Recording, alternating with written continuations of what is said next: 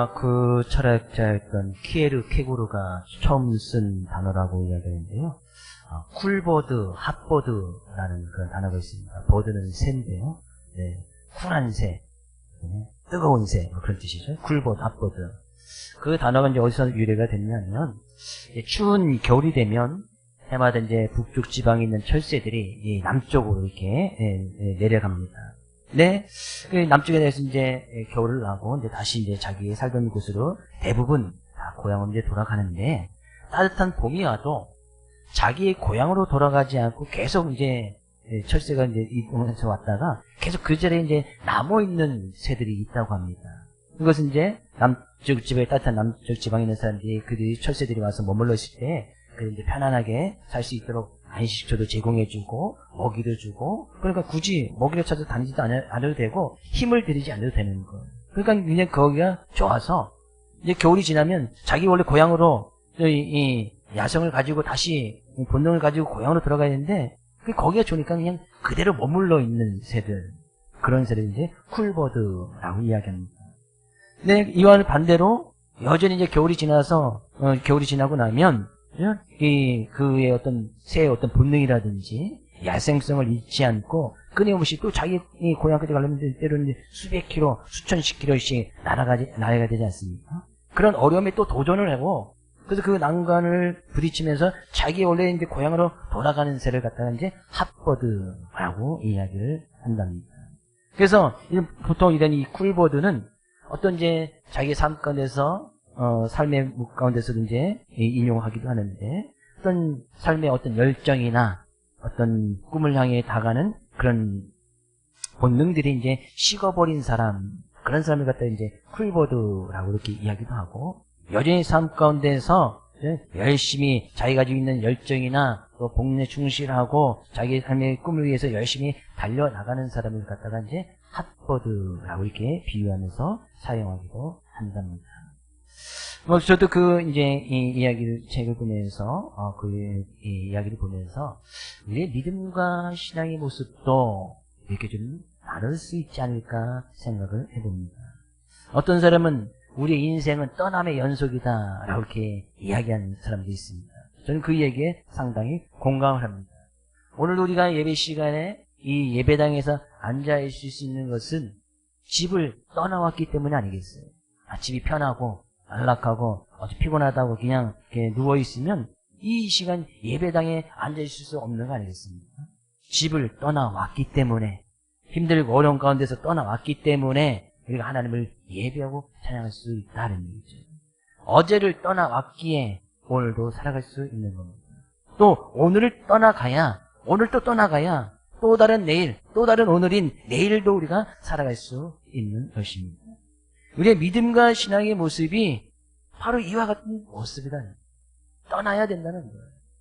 우리가 또 예배를 마친 후에 예배당에 계속 남아있지 않습니다. 예배당을 또 떠나서 삶의 자리로 가야 되고, 삶의 자리 속에서 참된 그리스도의 모습으로, 백성다운 모습으로 살아가야 한다는 사실이에요. 예배당을 떠나는 것이라서 계속 안주해 있으면 안 된다 그런 얘기예요. 그 예배를 드리는 이유, 하나님 앞에 나와서 하나님 찬양하는 이유는 이 예배당을 떠나서 삶의 자리에서 그 하나님을 나타내고 증거하기 위함 아니겠습니까? 우리의 믿음과 신앙의 모습도 늘 떠나야 됩니다. 늘 오늘 하루를 떠나야 되고, 우리의 삶의 모습, 과거에 우리의 썩어져가는 그 옛 모습을 버려버리고, 그래서 또 다시 우리의 삶을 인도하시는 그 하나님 의지하여서 하루하루 또 살아가고, 그 믿음의 모습으로 나갈 때 우리의 믿음과 신앙은 점점점 자라날 수 있고 강해질 수 있을 뿐만 아니라 우리의 삶을 주관하시는 그런 하나님의 은혜 속에 늘 거하며 살아갈 수 있다는 사실입니다.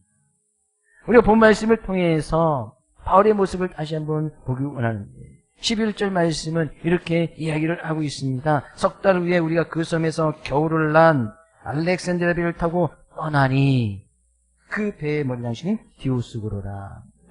그 알렉산드리아 배와 디오스구로라는 것은 지난주에 설명을 드렸습니다. 디오스구로라는 것은 제우스 신의 쌍둥이 아들로서 당시에 뱃사람들이 자기의 배의 어떤 항해를 지켜주는 그런 신처럼 여겼던 것인지 디오스구로입니다. 그러니까 그런 형상이 그 배에 있었던 것이죠. 근데 그 배를 타고 멜리데 섬을 바울이 떠났습니다. 이 멜리데 섬에서는 3개월을 지나지 않습니까? 3개월 동안 겨울이 나기 지난 후에 바울은 그 섬에서 계속해서 머물러 있는 것이 아니라 그 섬을 떠났다. 바울이 3개월 동안 멜리데 섬에서 있었던 이 멜리데 섬에서 했던 일이 무엇입니까?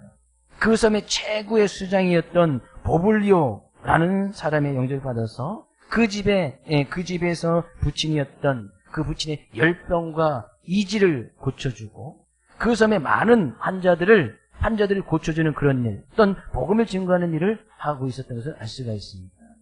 마치 그런 모습을 보면서 사람들이 바울을 신처럼까지도 생각하는 사람들이 많이 있었습니다. 아, 신이 아니고는 이런 일을 할 수가 없다. 만약에 바울이 그 3개월이 지났음에도 불구하고 그 섬을 떠나지 아니하고 그 섬에서 계속 머물러 있었더라면 과연 어떻게 되었을까요? 그렇다 하더라도 바울을 욕할 사람은 아무도 없을 거예요. 바울이 그 이전까지 1차 전도에 2차 전도에 3차 전도를 다니면서 수천 킬로를 그가 걸어다니면서 복음을 증거하였고 57개의 도시, 성경에서만 기록되어 있던 57개의 도시를 다니면서 각 지역마다 교회를 세워나가고 믿는 사람들을 하나님을 믿는 하나님의 자녀들을 세워나가고 했던 일이 얼마나 많습니까? 그것만 우리가 그런 모습만 본받아도 우리는 바울을 정말 위대한 사도라고 분명히 이야기할 거예요. 바울이 그냥 멜리데 섬에서 지금 나이가 드니까 힘도 점점 빠질 것이고 여기서 3개월을 지나면서 겨울이 지나면 또 새해를 맞았으니 한 살 더 먹었을 것이고 이제는 힘도 빠지고 또 그의 몸속에 늘 지병이 있어서 힘들고 연약하니 여기가 그냥 좋사오니 하면서 여기까지가 끝인가 보고 하면서 그냥 그 자리에 머물러 있었어도 바울을 욕할 사람은 아무도 없었다는 거예요. 근데 바울은 거기서 머물러 있지 않습니다. 겨울이 지나고 나서 바울은 그 섬을 또 떠나는 거예요. 그 섬에 머물러 있었다면 바울은 신처럼 생각했던 그 많은 사람들에게 바울 왕국을 만들면서 어떤 남은 인생을 편안하게 좀 마무리할 수도 있었을 것 같아요. 일반적인 삶의 모습이라면 나이가 벌써 노년에 가까운 그런 나이에서 몸에 지병도 있으니 하나님 이제 여기서 좀 남은 인생을 좀 편하게 언제까지 하나님 주님께서 부르실지 모르겠지만 그때까지는 좀 편하게 좀 편리하게 좀 살겠습니다. 이야기에도 저는 그 바울처럼 여겼을 것 같아요. 바울은 그렇지 않았다는 거예요. 여전히 그 있던 삶의 자리를 떠나고 편안한 삶의 자리를 떠나고 그를 마치 신처럼 여겼던 그곳을 떠나서 다시 주님께서 말씀을 주셨던 분명히 로마까지 가서 복음을 증거해야 될 것이라는 그 말씀 붙들고 또 그 자리를 떠나는 거예요. 이것이 우리가 바울을 바울되게 하였고 바울을 위대한 사도가 하며 우리의 바울의 믿음을 본받아야 되는 이유가 바로 거기에 있다는 거예요. 우리는 오늘 또 떠나야 됩니다. 예배당을 떠나야 되고 우리의 삶의 자리에서 주님께서 우리의 삶을 인도하시는 그 하나님을 의지하여서 매일매일 삶을 살아가야 된다는 사실입니다. 그래서 떠난다, 그 섬을 떠났다라고 하는 것은 그 원어적인 의미에 완전히 쓸모없게 폐기 처분했다 라는 그런 의미입니다. 그 멜리데 섬에서 있었던 편안한 삶, 신처럼 여겼던 그 모든 것을 갖다가 완전히 쓸모없이 폐기 처분했다. 아예 그의 머릿속에서, 기억 속에서 싹 치워버렸다는 거예요. 조금 더 편안하고 조금 더 풍요로운 것을 했더라면 그 섬에 머물러 있을 수밖에 없었지만 바로 그것을 완전히 다 잊어버린 거예요. 왜? 다시 그에게 주셨던 하나님의 말씀이 있었기 때문에 그 말씀을 따라서 그 말씀의 인도를 받아 나갔다. 그래서 늘 바울의 생각과 그 바울의 믿음 속에서는 하나님께서 자기의 삶을 어떻게 인도하시는지 그것을 1차, 2차, 3차 전도여행을 다니면서 바울사는 늘 경험하고 체험했던 거 아니겠습니까? 말씀에 따라서 나갔더니 거기에 반드시 하나님의 은혜가 있고 하나님의 인도하심이 있으니 바울사는 그것을 늘 깨닫기 때문에 이 멜리데 섬에서도 과감하게 그것을 완전히 다 폐기 처분하듯이 싹 다 잊어버리고 그 섬을 떠날 수 있었다. 그런 얘기입니다. 우리의 믿음의 모습도 항상 떠나야 됩니다. 과거의 현재의 삶에 안주해서는 안 된다는 사실이에요. 고린도전서 13장 11절 바울사도는 그렇게 해서 이렇게 고백을 하고 있습니다. 같이 한번 읽어보겠습니다. 내가 어렸을 때에는 말하는 것이 어린아이와 같고 깨닫는 것이 어린아이와 같고 생각하는 것이 어린아이와 같다가 장성한 사람이 되어서는 어린아이의 일을 버렸노라. 성인이 되면 어린아이의 생각이나 어린아이들이 깨닫는 것을 다 버려야 되는 거 아니겠습니까? 여전히 성인이 되었는데도 난 어릴 때 그냥 이 유치원 때 초등학교 때 나 이런 게 좋았는데 맨날 그런 생각만 하고 있고 맨날 그런 장난감만 갖고 놀고 있고, 그러면 우리는 그런 사람을 장성한 사람, 성인이라고 이야기하지 않겠지. 물론 이제 때로 이제 병에 의해서 병에 걸려서 그런 걸린 사람도 있겠지만 보통적인 일반적인 삶의 모습은 어른이 되면 자연스럽게 어린아이의 생각하고 그런 유치한 생각, 유치하게 깨닫던 것을 다 버리는 것이 당연한 일입니다. 근데 어른이 되어서도 늘 어린아이의 모습, 옛날 모습, 어제의 모습만 기억하고 편안한 삶만 추구하고 늘 그 자리에 머물러 있기를 원한다면 그 사람은 장성한 사람이 아니다. 믿음의 모습도 우리가 늘 어제가 좋았는데, 작년에 좋았는데, 몇 년 전에 좋았는데, 늘 어린아이 생각, 늘 편안하고, 늘 풍요로운 삶만 늘 추구하고 나간다면, 그 믿음의 모습은 성장할 수가 없습니다. 그런 사람은 우리는 또 믿음이 강한 사람이고, 이야기할 수도 없습니다. 믿음은 늘 도전이고, 우리가 이 시간 예배를 드리는 것도, 쉽게 예배 자리에 나오신 분도 계시겠지만, 많은 분들은, 많은 도전 끝에, 어려움 끝에, 결정 예배 시간 나오는 것도 결정이 힘든 그런 상황 속에서 예배를 드신 분도 분명히 있을 거예요. 끝없는 도전 아니겠습니까? 끝없는 또 하나님의 말씀을 따라서 그 말씀을 붙들고 나가고, 그 말씀을 나갈 때 또 하나님께서 예배 시간에 어떤 은혜를 주시고 우리의 삶 가운데 어떤 은혜를 주시는지 늘 그것을 체험하고, 그런 은혜가 있으니 또 주의 말씀 붙들고 나가고, 늘 삶의 자리를 떠나고 현재를 떠나서 그 하나님의 말씀 붙들고 나가는 것이 우리의 진정한 믿음, 성숙한 믿음의 모습이 아닐까 생각을 해봅니다. 그래서 시편 기자는 그런 사람을 복 있는 사람이다 라고 이야기합니다. 시편 1편 1절 2절 말씀 가서 볼까요? 복 있는 사람은 악인들의 꾀를 따르지 아니하며 죄인들의 길에 서지 아니하며 오만한 자들의 자리에 앉지 아니하고 오직 여호와의 율법을 즐거워하여 그의 율법을 주야로 묵상하는 자도라. 복 있는 사람 어떤 사람이냐? 악인들의 생각. 근데 악인들이 꾀를 내서 지혜를 있는데 거기 악한 사람들이 꾀를 내는 거예요. 그러면 그 꾀를 따라가지 않는 거예요. 사람들이 있는 많은 사람들이 사는 그 길을 가서 보니 요즘 죄인들이 세상 사람들 자리를 다 차지하고 있는 거예요. 그럼 그 길을 따라가지 않는 거예요. 그 길을 떠나는 거예요. 내가 이제 앉아있는 그 자리가 보니까 오만한 자들, 하나님을 경외하지 않는 사람들, 믿지 않는 사람들이 너무 그 자리에 가득하고 있어요. 그 자리를 반드시 떠나야 되는 거예요. 그런 사람이 복 있는 사람 아니겠습니까? 왜? 그 복 있는 사람은 그럼 우리가 어떻게 그 자리를 떠나야 되느냐, 그 자리를 피해야 되느냐, 하나님의 말씀이 뭐라고 이야기하는지 오직 여호와의 율법을 즐거워하여 그 율법을 주야로 묵상한다는 것은 늘 그 말씀의 인도함을 받아서 살아간단 말이에요. 하나님께 뭐라고 말씀하시는지.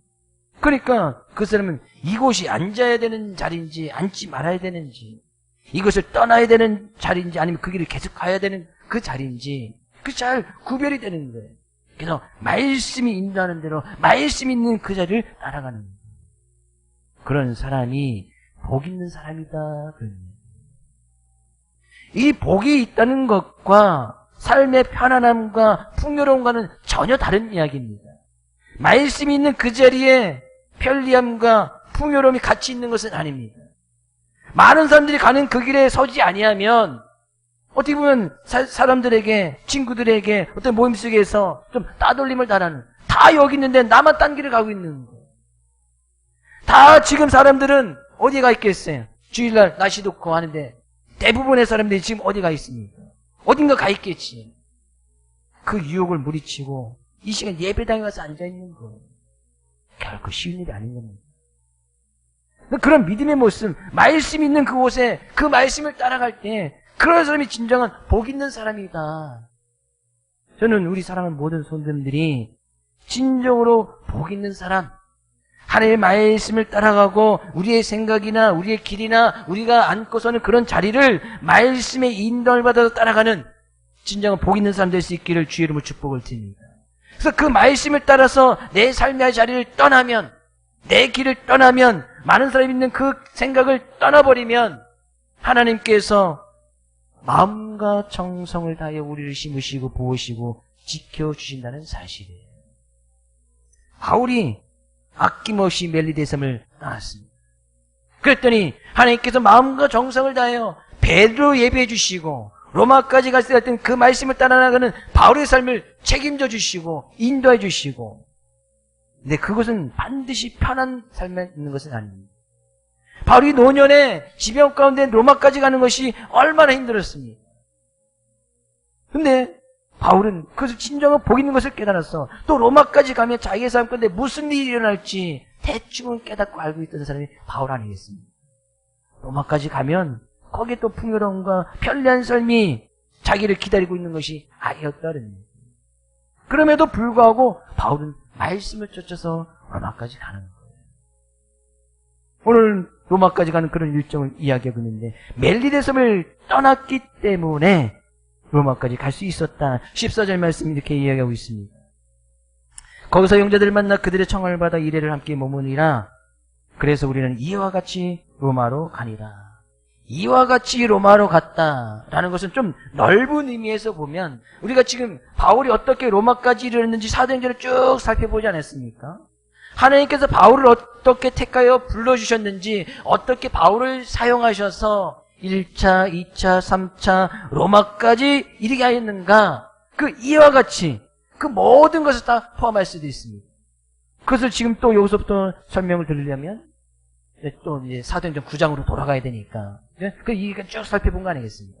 넓은 의미에서는 그 이와 같이 하나님께서 바울을 부르셔서 1차, 2차, 3차 전쟁을 무사히 마치게끔 하시고 또 이와 같이 로마까지 이르겠다, 이렇게 의미도 볼 수 있고, 조금 좁은 의미에서 보면 이제 예루살렘에서부터 가이사랴의 감옥에서 2년 있다가 바울이 거기에서 로마 황제에게 항사무로 인해서 그 일정을 다루는 한 6개월 정도의 시간을 이야기할 수가 있습니다. 바울이 이제 배를 타고 로마로 출발하고 나서 멜리데 섬에서 3개월을 머물지 않습니까? 그리고 실제적으로 그 가이사랴에서 출발해서 로마까지 이르는 한 6개월 정도 시간이 걸립니다. 멜리데 섬에서 3개월을 보냈기 때문에 총 시간 한 6개월 정도 걸리게 됩니다. 좁은 의미로는 그렇게 볼 수가 있고, 또 더 좁은 의미에서는 오늘 본문 말씀을 우리가 이야기할 수 있습니다. 우리가 말씀의 이해를 돕기 위해서 잠깐 지도를 다시 한번 보면요, 여러분 보시기에 맨 왼쪽 여기가 이탈리아 아시죠? 이렇게 여자 구두같이 생긴 게 이탈리아고, 여기 이제 시칠리아, 지금 이제 시칠리아 섬이고 로마의 이탈리아 땅입니다.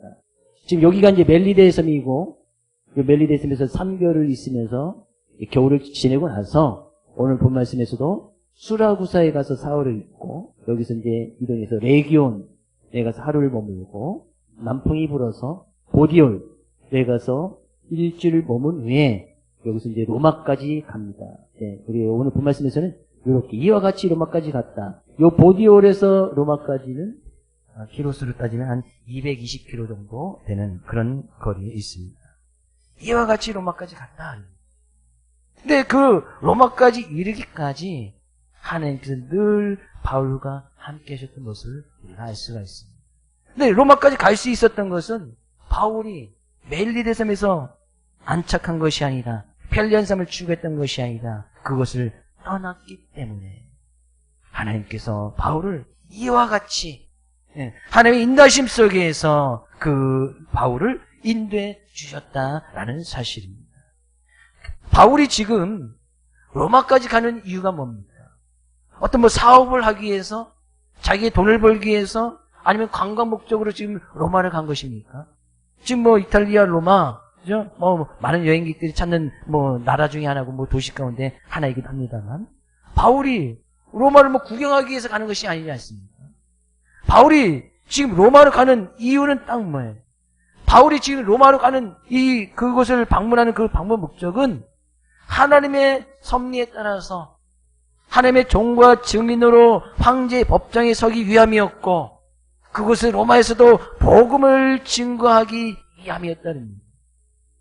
그 로마까지 가는 것에서는 바울의 생각이나 바울의 뜻은 그 이전에는 하나도 없었습니다. 자기가 어떻게 로마까지 갈 수 있어도 그곳에서 복음을 증거할 수 있을까? 이런 생각을 한 번도 해본 적이 없던 사람이었어요. 근데 지금 바울은 그렇게 하나님께서 인도하시는 대로. 근데 바울이 로마까지 간 것도 어떻게 편한 것처럼 보이지만 오늘 본 말씀에서도 상당한 애로점이 많이 있었던 것을 보게 되었어요. 멜리데 섬을 출발해서 수라구사에 이르러서 거기서 사흘이 있었고 그 사흘이 왜 사흘이 있었는지 뭐 정확히 알 수는 없지만 또 그 배에 있던 물건을 하역하고 다시 짐을 싣기 위함이었는지 아니면 이 레기온에서도 남풍을 기다렸듯이 또 바람이 또 순항해야 또 배가 움직일 수 있으니까 그죠? 그 바람을 기다렸는지 잘 알 수는 없습니다. 하여튼 수라구사에서 사흘을 있고 거기서 레기온에 가서 거기서 하루를 더 지냅니다. 남풍이 불 때까지 하루를 더 지나는. 그리고 보디올에 이르러서는 거기서 1회를 머뭅니다. 근데 이런 일정들이 자신이 자기의 마음대로 결정할 수 있는 것이 아니지 않았습니까? 바울의 지금 입장은 뭐예요? 백부장이었던 율리오와 그의 부하들로 인해서 로마로 지금 호송당하고 있는 어떤 재판이 완전히 이제 이루어지지 않는 미결수된 입장 아니겠습니까? 근데 이 미결수된 사람이 바울이 어떻게 자기 일정을 마음대로 정합니까? 나 여기서 사흘 있다가 나 여기서 일주일 있다 갈 거야. 그렇게 이야기할 수 없는 그런 상황이었단 말이에요.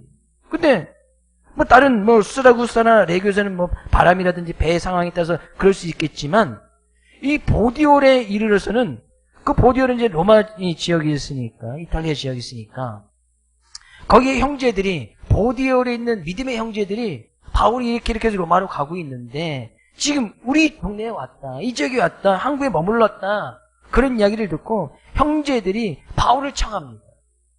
그 바울을 청해서 일주일 동안 같이 생활을 해. 근데 그것을 바울을 호송하고 있던 백부장이 있던 율리오가 허락을 해준 거예요. 그렇지 않으면 이 바울이 나 여기서 일주일 동안 머물고 있을 테니까 일주일 뒤에 출발합시다. 이런 결정권이 없었던 사람 아닙니까? 지금 율리오는 총독 베스도였던 베스도의 명령을 받아서 바울과 또 그 바울이 로마로 갈 때 거기 제수 몇 명도 같이 따라가지 않았습니다. 그러면 지금 공식적인 업무를 수행하고 있는 총독의 명령을 받고 공식적인 업무를 수행하고 있는 그런 시기였어요. 근데 바울을 위해서 아마 그곳에서 일주일을 같이 형제들과 머물 수 있는 아마 이제 특별한 휴가를 거기서부터 이제 걸어서 로마까지 이동해야 되다 보니까 아마 거기서 이 바울이 또 마지막 어떻게 보면 이제 믿음의 형제들을 만나서 시간을 보낼 수 있도록 어떻게 보면 할애를 해준 거예요. 어떻게 보면 이 배를 타고 쭉 오면서 그 유라굴로 광풍을 만나서 이 백부장 율리오도 바울부터 받은 은혜가 있지 않습니까? 바울이 어떻게 하나님께서 함께 하시고 그런 가운데서도 하나님을 섬기고 예배하였는지 이 율리오도 너무나 잘 알았습니다. 그래서 이제 곧 로마까지 이르게 되어지면 이제 바울과 헤어져야 되는 그런 입장이 있으니까 아마 이 율리오가 바울에게 베푼 마지막 은혜고 마지막 선물이지 않았나 또 생각을 해봅니다. 어쨌거나 하나님께서는 그 보디올에 이르렀어도 믿음의 형제들에게 또 위로를 받고 같이 기쁨을 나누고 또 로마까지 가서 또 무슨 해야 될지 그런 상을 앞둔 가운데서 하나님께서 보디올에 있는 믿음의 형제를 통해서 또 그런 은혜를 받을 수 있도록 하나님께 특별하게 허락해 주신 그런 기간이었던 것 같습니다. 그래서 우리는 이와 같이 로마로 가게 되어졌다. 결국에 로마까지 가는 일정 가운데서는 어떻게 보면 바울의 생각이나 아니면 또 그것을 책임졌던 율리오 생각대로 전혀 이루어지지 않습니다. 빨리 로마 총독의 베스도 총독의 명령을 받아서 로마까지 가서 그것을 제수들과 바울을 인수인계해야 백정 율리오도 그의 업무가 끝나는 거 아니겠습니까? 근데 뜻하지 않게 광풍을 만나서 또 멜리데 섬에서 3개를 보내고 또 거기서 로마까지 가는데 최소 2주 이상의 시간이 또 걸리게 됩니다. 네, 수라구스에 사흘이 있었고, 레기온에서 하루를 더 있었고, 보디오에서 일주일이 있었고, 보디오에서 로마까지는 또 한 220km 정도 되는 거리니까, 당시에 많은 사람들이 또 이동하는데 걸어서 가는 수밖에 없는데, 그럼 최소한 6일에서 7일 정도는 또 걸어갈 수밖에 없는 그런 거리였단 말이죠. 그러면, 2주 이상의 시간이 더 소요되는 거 아니겠습니까? 근데 그런 가운데서도 이 율리오는 바울에게 어떤 특별한 시간을 할애해 주었고, 또 그 모든 가운데서 바울이 깨달은 것이 뭐예요? 그래서 그렇게 해서 우리는 이와 같이 로마로 갔다. 바울이 깨달은 것은 그런 모든 여정과 일정 가운데서 그렇게 해서 하나님께서 그렇게 우리를 인도해서 수많은 시간과 수많은 또 지역을 다니면서 많은 어려움과 또 이 유력으로 큰 죽음의 광부까지 만나면서까지도 하나님께서는 그럼에도 불구하고 우리를 이와 같이 로마까지 인도해 주셨다. 바울이 그 가운데서 생각했던 것이 무엇입니까? 결국에 주님의 말씀 앞에 늘 그 말씀 붙들고 삶의 자리를 떠나고 말씀 앞에 순종하고 나갔더니 결국에 하나님께서 이와 같이 하나님께서 크신 은혜를 베풀어 주시더라. 그런 이야기 아니겠습니까? 하나님께서 약속해 주신 말씀 붙들고 나갔더니 결국에 넌 로마까지 가서 황제 앞에 서게 될 거야 했던 그 말씀이 바울의 삶의 모습을 통해서 이루어지는 거 아니겠습니까? 이와 같이 했다는 것은 바울의 입장에서는 그런 말씀 앞에 하나님의 말씀 앞에 끝까지 순종했다. 그런 이야기. 끝까지 그런 하나님의 말씀에 인정을 받았다. 그런 이야기. 세상 누가 뭐라고 하더라도 자기의 삶 가운데 주어진 그 어떤 상황 속에서도 편리함이 있고 신처럼 여겨서 마치 신처럼 군림할 수 있는 그런 상황 속에서도 바울은 그것을 떠나버리고 그것을 잊어버리고 완전히 갈아서 잊어버리고 이제 말씀 하나만 붙들고 나갔다. 그런 이야기. 이와 같이 하나님께서는 그의 삶을 이끌어 나가셨다. 그럽니다.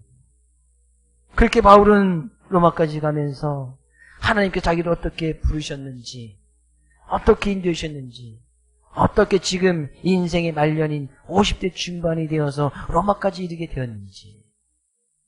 하나님께서 바울을 처음 부르실 때는 20대 때 나이였습니다. 20대 청년의 나이였어요. 지금은 50대 중반, 50대 중후반. 결국에 주님의 부르심을 받아서 로마까지 이르는 데는 30년 이상의 시간이 필요한 거였어요. 그 30년의 세월 동안에 이 바울이 하나님의 부르심을 받고 난 그 이후에는 단 하루도 예외 없이 매일매일 그의 삶의 모습 가운데서 그 하루를 떠나고 말씀에 붙들어서 그 하나님께서 그의 삶을 어떻게 이끌어 가시는지 자기가 그 주어진 하루에 감사하고 그 하루를 성실하게 임하는 자신의 삶의 모습으로 응답한 결과가 이와 같이 로마까지 이르게 되어서 그것에도 복음을 증거하는 아주 멋진 인생, 아름다운 인생의 모습으로 이야기하고 있다는 사실이에요. 저쪽 유치원 쪽에서 올라보다 보면 거기에 담이 하나 있는데 거기에 벽화가 하나 있습니다. 타일로 그려놓은 벽화입니다. 처음에 거기서 기술자들이 와서 작업을 하길래 뭔 그림을 그리려나 했더니 그림을 그리지 않더라고요. 근데 보니까 깨어진 타일. 타일도 온전한 것이 아니라 깨진 거 있지 않습니까? 일부러 또 와서 깨기도 하더라고요. 그 타일을 하나씩 밑그림이 있었는지, 도면이나 있었겠지요. 보면서 하나씩 붙여나가다 보니까, 그 작업도 이제 깨진 타일 조그만 거, 큰 거 온장짜리 갖다 붙이면 또 쉽게 작업이 끝날 텐데, 하나씩 붙여나가다, 꽤 오랜 시간, 한 일주일 이상 가까이 아마 그 작업을 했던 것 같아요. 기술자 2명인가 3분이 와서 하셨던 것 같은데. 처음에 저 보면서, 저기서 뭘 그리려고 하지? 감이 잡히지 않더라고요. 근데 나중에 딱 보니까, 멋진 그림이 딱 생깁니다. 하나씩 붙여나가다 보니 그 그림이 완성됐을 때 멋진 그림. 이 기술이 대단하구나. 깨어진 타일 색깔도 다 다른 것 같다가 딱딱딱 붙여나가더니 이렇게 멋진 그림을 완성했을까. 그렇게 생각했던 적이 있습니다. 우리의 인생의 모습은 그런 타일 벽화 같지 않을까도 생각해 보았습니다. 우리가 하나씩 붙여나가다 보면 그림이 완성되는 것처럼 우리가 주님의 부르심을 받고 나를 불러주신 이유가 뭘까? 하나님의 자녀로 택해주신 이유가 뭘까? 나를 구원해 주신 이유가 뭘까? 그 부르심 속에서 하루하루 살아가다 보면 우리가 주님 앞에서는 그때 그 우리의 인생의 그림이 딱 완성이 될 텐데 그때 이 인생이 멋진 인생이냐 아름다운 인생이냐 라는 것은 그때 판가름 나는 거예요. 하루하루 살아가다 보면 우리 인생의 멋진 그림이 그려진다. 바울이 하나님부터 부름을 받아서 그의 삶을 살아갈 때 로마까지 이와 같이 로마까지 이르는 그런 일정 가운데서 보면 30년의 세월이 훅 지나간 거 아니겠습니까? 우리가 사도행전을 찾으면서 바울이 한 30여 년의 인생을 쭉 살펴보았지만 그의 인생이 단 하루라도 쉬운 적이 없었습니다. 단 하루라도 그 편한 인생을 산 적이 없었습니다. 그래서 바울사도는 고린도후서에 고백하기를 나는 그런 인생을 살아가면서 내가 수고도 많이 하고 옥에도 많이 갇히고 매도 수없이 맞고 내가 여러 번 매도 맞아 죽을 뻔하였고 40에 하나 감한 매를 5번이나 맞았고 3번 태장으로 맞고 돌도 맞기도 하고 이제 배가 파선이 되어서 깊은 바닷속에 지내기도 하였고 그런 전도여행 가운데 강도의 위협이나 강의 위협이나 여러 가지 이방인들의 위협이나 시내의 위협, 광야의 위협 내가 수차례 많이 당해왔고 내가 그것에 인해서 자지도 못하고 줄이고 목마르고 여러 번 굶고 춥고 헐벗었었다 라고 이렇게 고백을 하는 장면이 있습니다. 그의 인생에 단 한 번도 편한 적이 없었다는 거예요. 근데 중요한 것은 그런 가운데서도 그는 참 주님이 주시는 기쁨과 평화만큼은 잊지 않았습니다. 외적으로 이렇게 힘들었단 말이에요. 이 매를 맞으니, 이 강도 위협 가운데서 또 감옥에도 갇히니, 돌에도 맞으니, 외적으로 얼마나 힘들었겠습니까? 또 지병도 달고 있었으니, 얼마나 힘들었겠어요. 근데 바울은 그것 때문에 난 힘들었다, 어려웠다라고 얘기하는 것이 아니라, 내 그 가운데서도 주님이 주시는 참 기쁨과 평강은 그 어느 누구도 빼앗을 수 없었다. 왜? 그런 가운데서도 그의 삶이 어떻게 인도되어질지 주님이 주신 귀한 그 말씀 하나 붙들고 하루하루 살아가다 보니 하루하루 최선을 다해서 성실한 모습으로 그의 삶 가운데 보답하다 보니 하나님께서 나를 지금 이렇게 이와 같이 하나님께서 로마까지 이르게 하셨다라는 그런 믿음의 고백입니다. 언제나 중요한 것은 바로 오늘 지금 이 순간입니다. 내가 오늘 하나님께 주신 그 하나님의 말씀 앞에 그 하나님의 말씀 어떻게 받아들이고 그 말씀의 인정을 받느냐.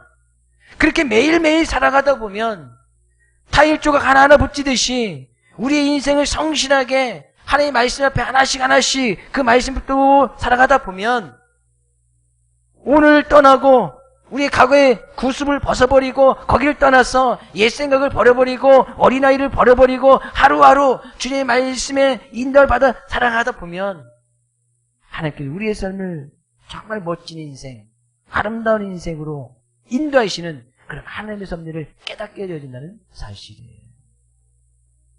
오늘 하루 우리에게 주어진 그 하루가 정말 하나님께서 얼마나 큰 은혜인지 얼마나 큰 하나님의 사랑이 있는지 늘 깨달아서 오늘 떠나서 서두에 예언을 말씀을 드렸듯이 핫보드로 또 오늘도 힘들고 어려운 가운데서도 문제가 있어도 고난이 있어도 주어진 하루 주어진 일주일을 또 그 말씀 붙들고 살아가고 또 일주일 말씀 붙들고 또 살아가면 하나님께 주신 참 기쁨과 평안 하나님께서 우리의 삶을 인도하시는 그 우리의 삶을 하나님께서 이렇게 인도해 주고 가시는구나 그 우리의 인생의 지도가 아직 완성되진 않았지만 그 완성되지 않은 그런 모습을 보고 나갈 때 하나님의 크신 은혜 앞에 우리가 감사할 수 있으리라 생각이 되어집니다.